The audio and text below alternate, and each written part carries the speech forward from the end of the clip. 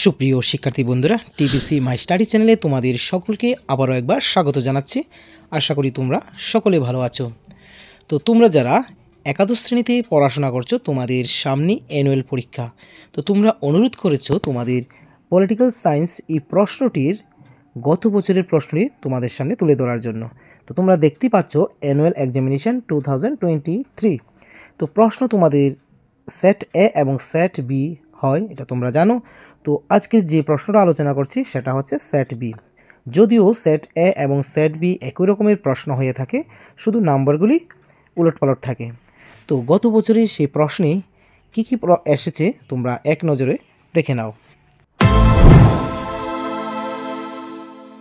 এই প্রশ্নগুলি কিন্তু তোমাদের পরীক্ষার জন্য খুবই গুরুত্বপূর্ণ। তার আগে জেনে রাখো 80 নম্বরের প্রশ্নে কী কী আসতে চলেছে। তোমাদের এমসিকিউ থাকবে 10টি, 10 নম্বর। তারপরে এক কথা উত্তর থাকবে 20টি, 20 নম্বর। তারপরে 2-এর মান থাকবে 5টি, 10 নম্বর। 3-এর মান থাকবে 2টি, 6 নম্বর। 4-এর মান থাকবে 6টি, 24 নম্বর। 5-এর মান থাকবে 2টি, 10 নম্বর। এই করে সর্বমোট তোমাদের 45টি প্রশ্ন থাকবে 80 নম্বর। ঠিক আছে, তোমাদের পার্ট 1 এবং পার্ট 2 দুইটি ভাগে বিভক্ত। ভারতের সংবিধানের কার্যপ্রণালী পার্ট 1 এবং পার্ট 2 হচ্ছে রাজনৈতিক তত্ত্ব। 4টি করে সর্বমোট 8টি অধ্যায় রয়েছে। তাহলে তোমরা প্রশ্নগুলি দেখে নাও এক নজরে, সঠিক উত্তরটি বাছাই করো 10টি। তো এইভাবেই এবারও প্রশ্ন থাকবে।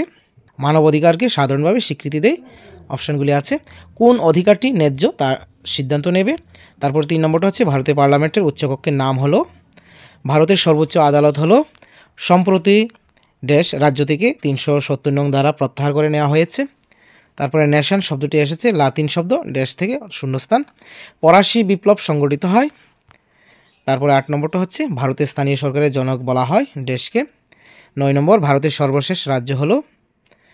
ঠিক আছে, 10 নম্বর দেশতম সংবিধান সংশোধনে ধর্মনিরপেক্ষতা শব্দটি ভারতের সংবিধানের প্রস্তাবনায় যুক্ত হয়েছে।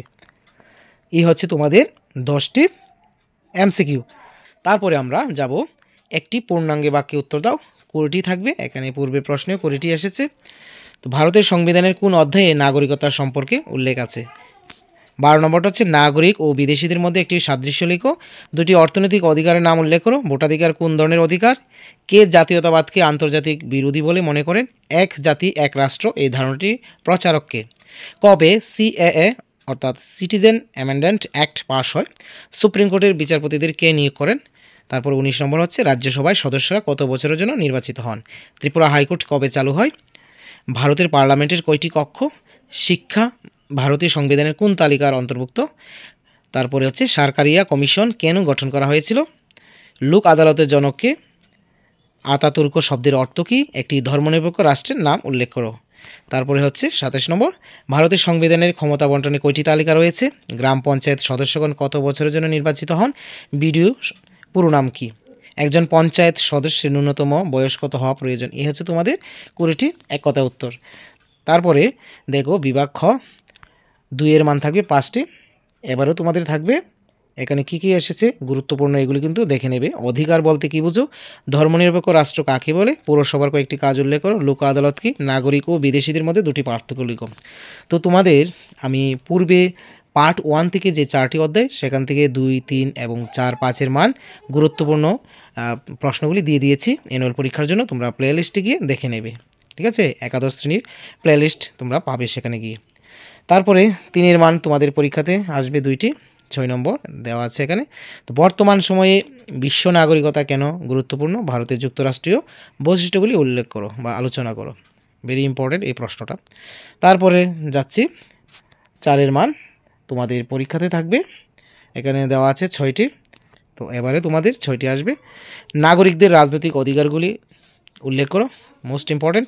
ভারতের বিচার বিভাগের স্বাধীনতা রক্ষার জন্য কী কী সাংবিধানিক ব্যবস্থা গ্রহণ করা হয়েছে। গ্রাম সভা কীভাবে গঠিত, এর কাজগুলি উল্লেখ করো, মোস্ট ইম্পর্টেন্ট। জাতি গঠনের মূল উপাদানগুলি কী কী উল্লেখ করো। তারপরে ধর্মনিরপেক্ষতা ভারতীয় রূপটি আলোচনা করো। ভারতের রাষ্ট্রপতির ক্ষমতা ও কার্যাবলী আলোচনা করো। সমস্ত প্রশ্নগুলি কিন্তু খুবই গুরুত্বপূর্ণ। তারপরের প্রশ্ন 5-এর মান 2টি আসবে পরীক্ষাতে, এখানে 2টি দেওয়া আছে। পূর্বের প্রশ্নের মতনই এবারেই প্রশ্নগুলি আসতে চলেছে। তো এই প্রশ্নটা কিন্তু খুবই গুরুত্বপূর্ণ। দ্বিকক্ষ বিশিষ্ট আইনসভা কি। দ্বিকক্ষ বিশিষ্ট আইনসভার পক্ষে যুক্তি দেখাও। অথবা রাজ্য আইনসভার ক্ষমতা ও কার্যাবলী আলোচনা করো।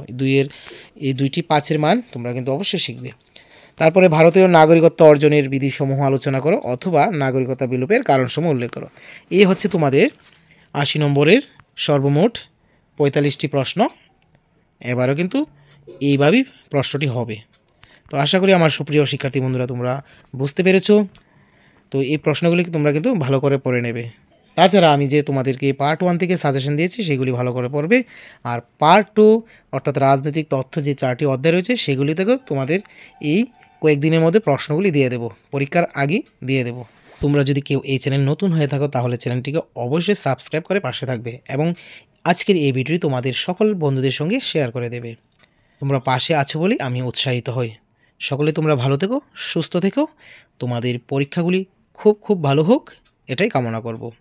Always by the side of the students. Thank you.